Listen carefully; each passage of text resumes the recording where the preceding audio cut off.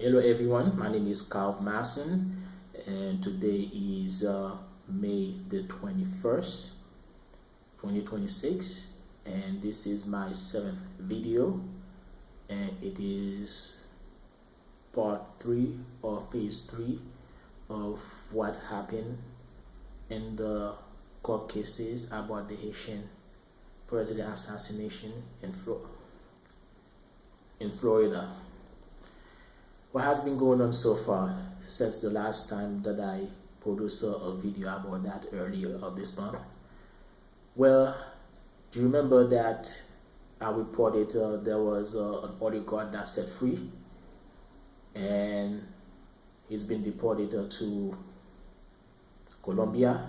There is another one that was in jail as well. They both were in jail a few months apart from each other, and that one is a bit different. And what happened to him?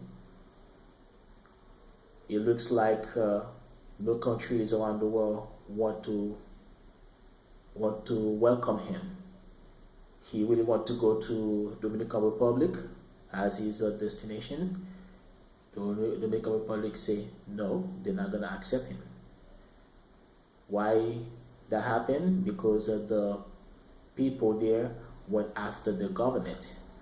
When the government found out that they trapped with the situation, they're using a sanction against him, since there was an international sanction against him, and that sanction used as an excuse for not accepting him in the Dominican Republic. So I wonder what the US is going to do, where they're gonna find to send him. But he says he's not gonna come back in Haiti, but he never done anything for the country to begin with. Or he's been doing like other oligarchs like him. He used to make money, and this guy make a lot of money out of blackout. He charged the government $12 million per month or per year, if I remember, for blackout. Of course, the news come out few days prior, where there are 7 oligarchs that contribute to the assassination of the president, and among the 7, only 4 of them that the president focused the most. Since the people who reported about it, they're not even gonna name who, but I guess I'm the only one's going to name who. The guy, the oligarchs, the 2 oligarchs that were in jail in the US happen to be among of the 4 that the president really have so much problem for them, with them. And of course, they are the ones who really contribute to the assassination of the president. Why? Because the president was messing around with the interest. So imagine that an oligarch cannot make money from blackout because the president prevented him to do so. Of course, that can contribute to the assassination of the president. I remember last time I said only 2 main situations that caused the assassination of the president, and the blackout happened to be the 3rd one. Yes. And what about the other 2 that never been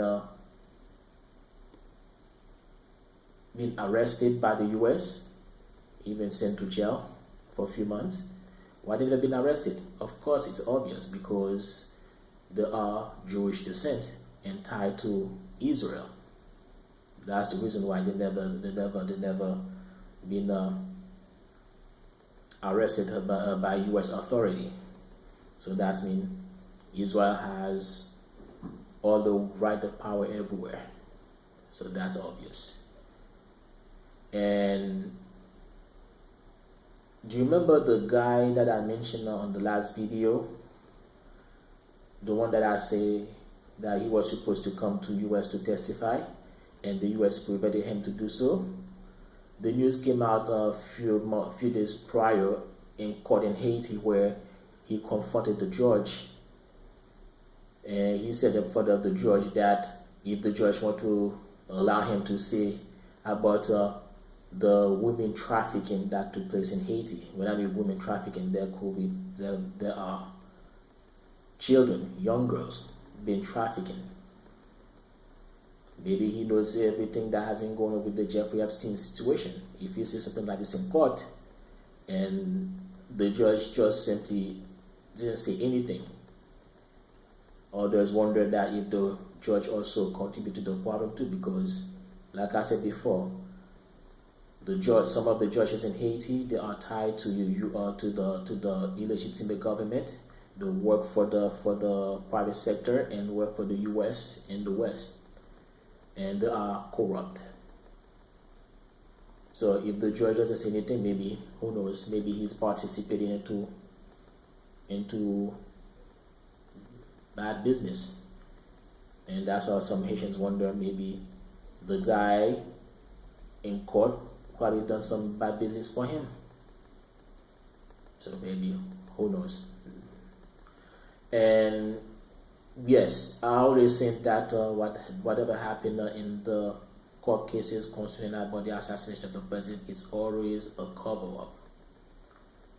They even try to blame this situation on this guy in court. They don't want him to come to court, and they claim that he's the mastermind behind everything that happened, when actually he's not the mastermind, because the Haitians